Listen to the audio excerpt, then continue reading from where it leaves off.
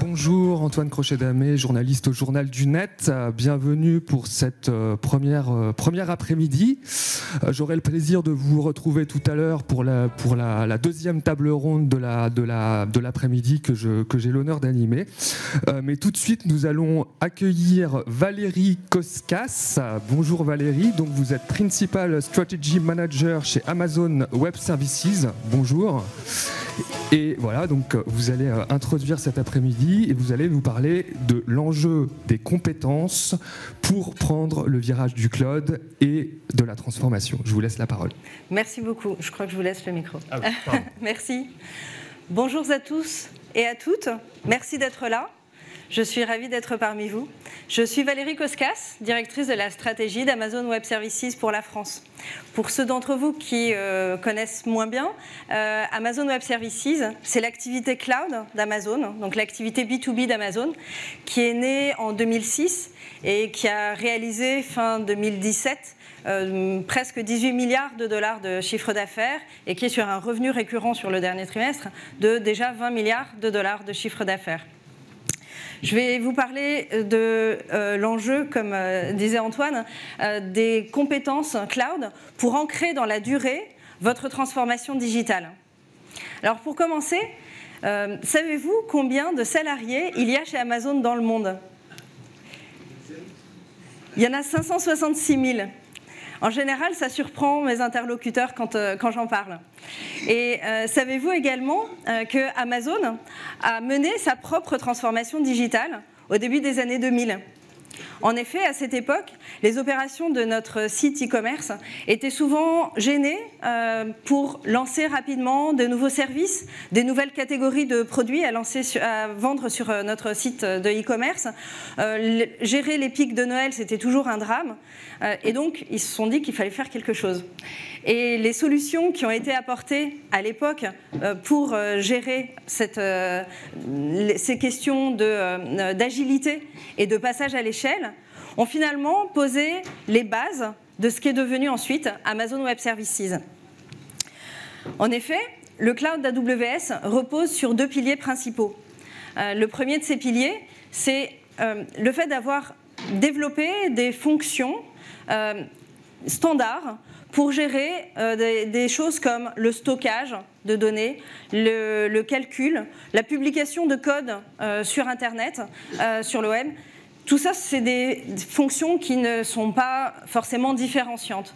Et en fait, en ayant standardisé, en ayant constitué cet ensemble de briques, aujourd'hui il y en a 130 des briques et ça accélère tous les jours, ces briques-là permettent en fait à nos développeurs ainsi qu'aux développeurs de nos clients d'aller plus vite. Ils n'ont pas besoin de réinventer la roue à chaque fois qu'ils veulent lancer un nouveau service. Ils partent de ces briques qu'ils assemblent, ce qui leur permet de gagner du temps et de se concentrer sur ce qui fait réellement leur différence et leur valeur ajoutée. Donc ça, c'est le premier élément. Le deuxième pilier principal, c'est le coût. En effet, ce matin, Christian Nibourel parlait de l'ère de l'usage, l'économie de l'usage. Finalement, l'économie de l'usage appliquée à l'informatique, c'est le cloud. Parce qu'avec le cloud, vous ne payez que ce que vous utilisez. Donc, si vous consommez 100 au moment de Noël et 20 le reste de l'année, vous allez payer 100 pendant les quelques jours autour de Noël et 20 pendant le reste de l'année. Alors que si vous êtes dans vos propres data centers, vous allez devoir acheter 100 et garder les 100 pendant toute l'année.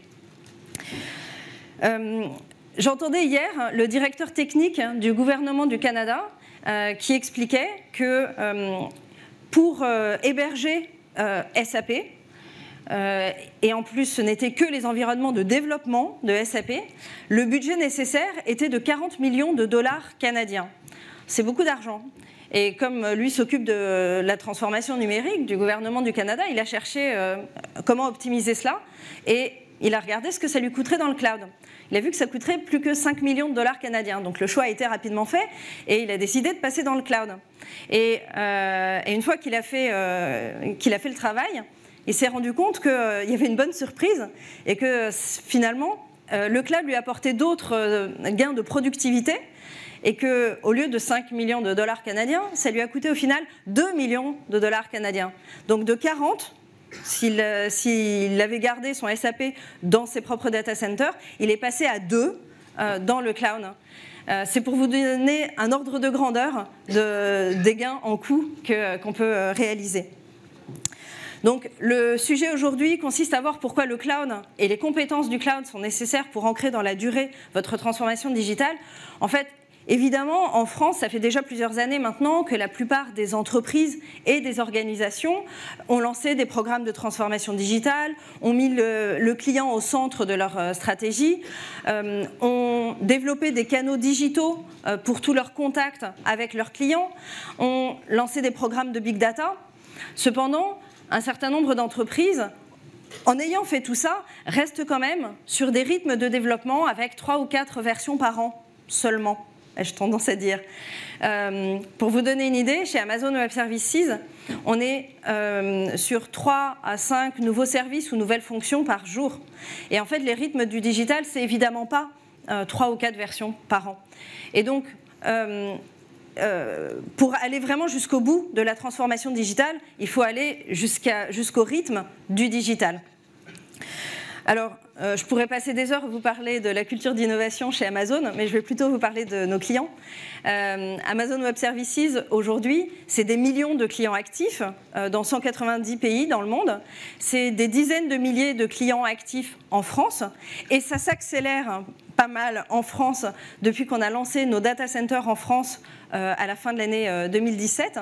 Et ces clients, aujourd'hui, ça va de 80% du CAC 40 aux plus petites start-up de une personne, en passant par des TPE, des PME, des ETI, à Paris, en province, et un certain nombre d'acteurs du secteur public. Et en fait, ce qui amène ces clients à faire le choix du cloud d'AWS, je vais peut-être l'illustrer avec un cas concret. Je vais prendre celui de Veolia. Veolia a annoncé assez largement et publiquement qu'ils veulent devenir data centerless d'ici juin 2018. Data centerless, c'est-à-dire qu'ils ne veulent plus avoir un seul data center et tout va reposer sur le cloud d'AWS. Et Jean-Christophe Lessy, qui est le DSI de Veolia, mais au fait, je crois que c'est aussi le DSI de l'année, donc c'est pas n'importe qui.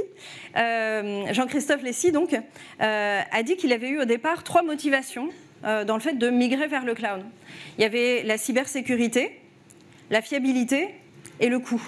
Aujourd'hui, pour se prémunir contre tous les hackers, toutes les attaques DDoS possibles et imaginables, il a choisi les meilleures technologies disponibles sur le marché, et ce sont celles d'AWS. Et il a eu là aussi la bonne surprise de constater que ça coûtait beaucoup moins cher que s'il avait opéré ça dans ses propres data centers.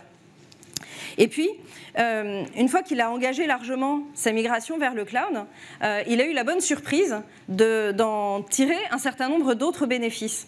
Alors, parmi ces bénéfices, le premier, ça a été qu'il a atteint plus rapidement ses objectifs d'énergie verte. Le deuxième, ça a été que avec le modèle économique du cloud, il a permis à ses directions métiers, marketing, commercial, de concevoir des nouvelles offres qui elles-mêmes avaient des prix qui augmentaient en fonction de l'usage. Le troisième bénéfice, ça a été surtout que ça a été sa plus belle aventure de conduite du changement de toute sa carrière. En fait, il a constaté que ce programme de transformation, c'était 30% de technologie, mais 70% d'humain. Et évidemment, avec une migration vers le cloud, il y a un certain nombre de métiers qui changent. Les administrateurs systèmes, les architectes, leur métier évolue, mais il y a des nouveaux métiers qui naissent. Ça a été évoqué dans un certain nombre de panels ce matin. Il y a des métiers d'architecte cloud, de DevOps, on en a pas mal parlé ce matin, de FinOps, qui vont continuer à optimiser encore les coûts. Et un certain nombre d'autres métiers. Et donc, Jean-Christophe Lessy, au début de cette transformation, a pris 2 décisions très importantes pour le reste du projet de transformation. La première de ces décisions, ça a été de s'entourer, de choisir le bon partenaire, celui qui avait les bonnes compétences cloud, d'une part, et puis avec lequel il s'entendait bien, pour l'accompagner sur toute cette transformation. Et puis la deuxième décision importante qu'il a prise, ça a été d'investir massivement sur la formation. Et alors là, il a encore gagné d'autres bénéfices, parce qu'il a fait former des centaines de personnes, des directions techniques aux directions métiers, et il a réalisé qu'il était là en plein dans sa responsabilité d'employeur, de maintenir l'employabilité de ses salariés, de préférence leur employabilité chez lui, mais au pire leur employabilité tout court. Par ailleurs, j'ai pas pensé à lui demander si ce projet, cette transformation, lui avait également permis de réinternaliser un certain nombre d'équipes. En tout cas, c'est ce qu'on observe, nous, chez un certain nombre de nos clients, chez la plupart de nos clients d'ailleurs, c'est que cette migration vers le cloud, c'est aussi l'opportunité de réinternaliser des ressources qui, depuis des dizaines d'années, étaient non seulement outsourcées, mais en plus très souvent en offshore,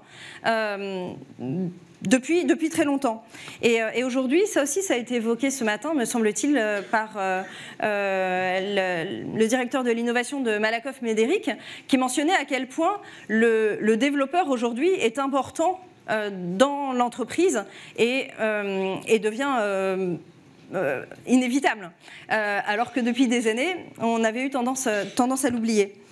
Et d'ailleurs, ça s'accompagne d'un changement d'image, et ça c'est aussi ce que dit Jean-Christophe Lessy, d'un changement d'image de la direction des systèmes d'information, qui, depuis quelques années, était considérée comme une entité qui contrôle les coûts, qui gère beaucoup de prestataires externes et qui essaye de le faire de façon optimisée, et qui, aujourd'hui, devient le digital business partner du CEO, du directeur marketing, directeur de la stratégie, directeur commercial, etc. Le dernier point sur ces projets de transformation cloud, c'est que c'est aussi un excellent moyen d'attirer les talents. Aujourd'hui, ça a aussi été évoqué ce matin, les talents veulent aller travailler dans des entreprises qui travaillent sur des technologies modernes. Et nous, on a pu le constater en novembre dernier, quand un certain nombre de personnes d'Airbus sont venues à notre grand événement mondial à Las Vegas, re:Invent, et qui ont communiqué massivement sur les réseaux sociaux sur le fait qu'ils étaient à re:Invent. Et ils l'ont fait pourquoi? C'était pour attirer les talents, pour faire savoir à qui voulait l'entendre que Airbus travaille sur des technologies à la pointe, pour qui ne le savaient pas déjà. Ce que AWS peut apporter du coup à ses clients en matière de cloud, en fait, l'idée fondamentale à la base de nos formations, c'est d'apprendre à penser cloud. Et avec tous nos clients, ou la plupart de nos clients, nos équipes Training et Certification vont voir le client, comprennent quel est le métier et surtout les enjeux du client en question, et conçoivent avec le client le parcours de formation sur mesure adapté à ce client et ses enjeux. Et pour concevoir ce parcours de formation, il s'appuie sur l'arsenal énorme de formations proposées par Amazon Web Services. Il y a des formations en ligne et des formations en classe, en présentiel, qui vont de quelques minutes à 3 jours. Et en ligne, vous pouvez trouver des formations de tout type de niveau, tout type de compétences, et dans beaucoup de langues, y compris le français. Et ces formations en ligne vont de quelques minutes à 3 jours. Et vous pouvez aussi trouver, en France par exemple, tous les derniers mardis du mois, on organise des webinaires, à chaque fois sur un sujet différent lié au cloud. En classe, les formations sont dispensées par Amazon Web Services ou par notre écosystème de partenaires. Et là aussi, ça va de, alors peut-être pas quelques minutes, mais quelques heures à quelques jours. Et on organise également, tous les derniers vendredis du mois, une formation en présentiel dans nos locaux à La Défense qui donne les fondamentaux du cloud en une journée. Et puis, ce qui est formidable avec ces formations, c'est qu'en plus, elles sont certifiantes. Alors, c'est pas parce que vous avez fait la formation que vous êtes certifié. Vous faites la formation, et ensuite il y a un examen que vous passez ou que vous n'avez pas, et qui vous donne une certification si vous l'avez. Parmi ces certifications, la dernière, qui a été lancée en novembre dernier, elle s'adresse à tout le monde. Alors, pas à tout le monde, à tous les professionnels, à vous comme à moi. Moi, depuis des années, je travaille dans des directions marketing, direction de l'innovation, direction de la stratégie. J'ai évidemment aucune vocation à devenir moi-même architecte cloud, mais en revanche, il est nécessaire que j'apprenne à penser cloud, comme je l'évoquais précédemment, parce que ça peut me donner des idées, m'inspirer pour créer de nouvelles offres ou de nouveaux services. Et donc, cette certification, la Cloud Practitioner, elle est valable pour moi, elle est valable pour n'importe lequel d'entre vous. Indépendamment de celle-là, il y a d'autres certifications de niveau basique, on appelle ça associate, ou professionnel, sur des compétences de développeurs, d'architectes, d'opérations, et puis avec des spécialités en big data et en réseau. Et donc, sur la base de ces certifications, vous pouvez indiquer sur LinkedIn, sur votre CV, vous pouvez montrer un diplôme à un employeur pour lui prouver que vous êtes effectivement certifié. Et en complément, on a également un dispositif spécifique pour les étudiants et pour les universités. Pour les étudiants, AWS Educate prévoit un certain nombre de contenus et des crédits gratuits pour apprendre à utiliser le cloud. Et pour les institutions, il y a les contenus qui sont créés et maintenus par Amazon Web Services. Et un certain nombre d'avantages pour les enseignants. Donc on le voit, les compétences cloud ne sont pas suffisamment partagées aujourd'hui. Le week-end dernier, je suis allée regarder sur le site Indeed.com. Pour ceux qui ne le connaissent pas, c'est le plus gros site mondial de recherche d'emploi. Et j'ai fait une recherche sur le mot-clé cloud et sur Paris. Et il y avait 5200 offres ouvertes d'emploi requérant des compétences cloud à Paris. Et comme on voit aujourd'hui que nos clients peinent à trouver les bonnes compétences pour les aider et leur mettre le pied à l'étrier dans le cadre de leur transformation, on a décidé de se joindre à la Digital Jobs and Skills Coalition, sur laquelle je crois qu'il va y avoir un panel juste après.